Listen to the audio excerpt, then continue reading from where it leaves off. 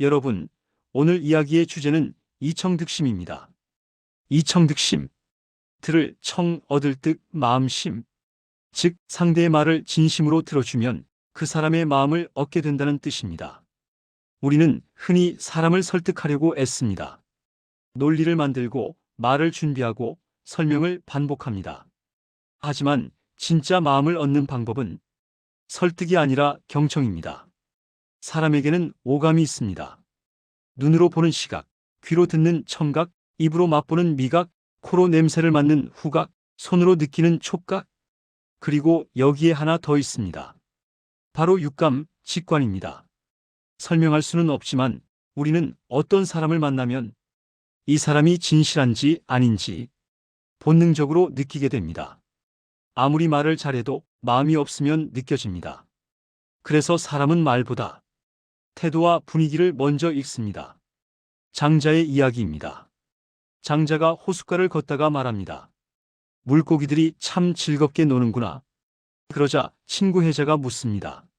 자네는 물고기가 아닌데 어떻게 물고기가 즐거운지 아는가? 장자는 이렇게 대답합니다. 자네는 내가 아닌데 내가 아는지 모르는지는 어떻게 아는가?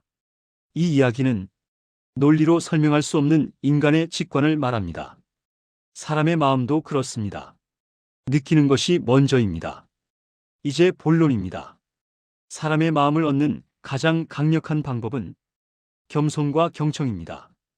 겸손하지 않으면 사람의 말을 들을 수 없습니다. 그리고 듣지 않으면 마음을 얻을 수 없습니다. 특히 사업이든 조직이든 인간관계든 결국 성패는 사람입니다. 조선의 명재상 맹사성 이야기를 해보겠습니다.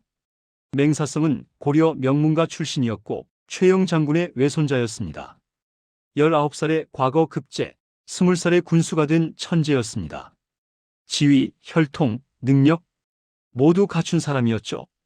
보통 이런 사람은 목에 힘이 들어가기 마련입니다.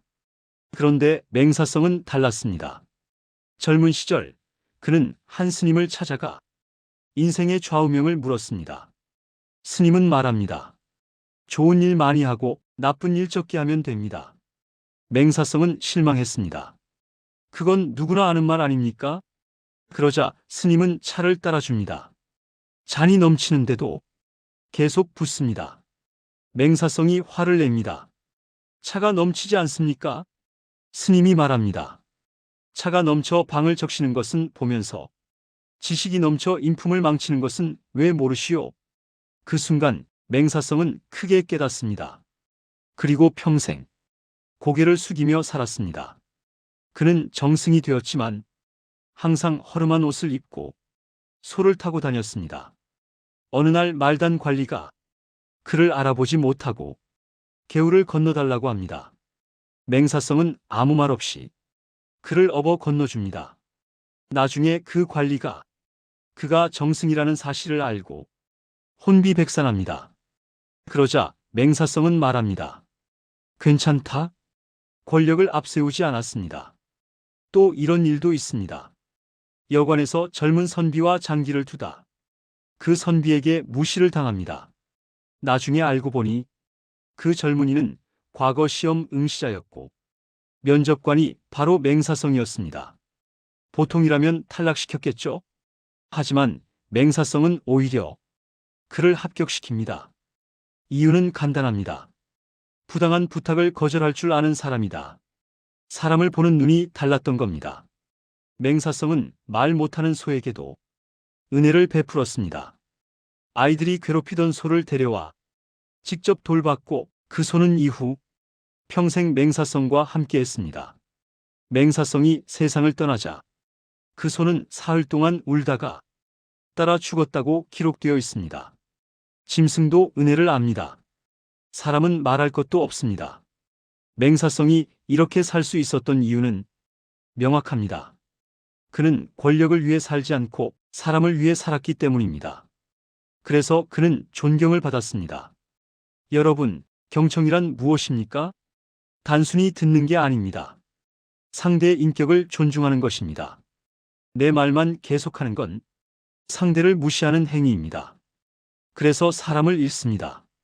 삼성 창업주 이병철 회장이 아들 이건희에게 준 글이 있습니다. 경청. 그리고 말합니다. 내 말하지 말고 들어라. 성공한 리더들은 모두 듣는 사람입니다. 파나소닉 창업자 마스시타 고노스케는 말했습니다. 리더십은 웅변이 아니라 경청에서 나온다. 카네기는 말했습니다. 상대 이야기를 끝까지 듣지 않으면 사람들에게 외면당한다. 왜 그럴까요? 말하는 것은 내 정보를 주는 것이고 듣는 것은 상대 정보를 얻는 것입니다. 그래서 듣는 것이 훨씬 이익입니다. 또 하나 중요한 것이 있습니다. 비판적 사고입니다. 무엇이 이익인가가 아니라 무엇이 옳은가를 생각해야 합니다. 이것이 없으면 사회는 반드시 썩습니다. 그리고 개인도 망합니다. 마지막으로 묻겠습니다. 나는 지금 겸손한가? 나는 정말 사람의 말을 듣고 있는가? 나는 이익이 아니라 옳음을 선택하고 있는가? 사람은 듣는 만큼 성장하고 겸손한 만큼 멀리 갑니다. 듣는 사람이 결국 이깁니다. 감사합니다. 좋아요, 구독, 알림 설정, 공유 부탁드려요.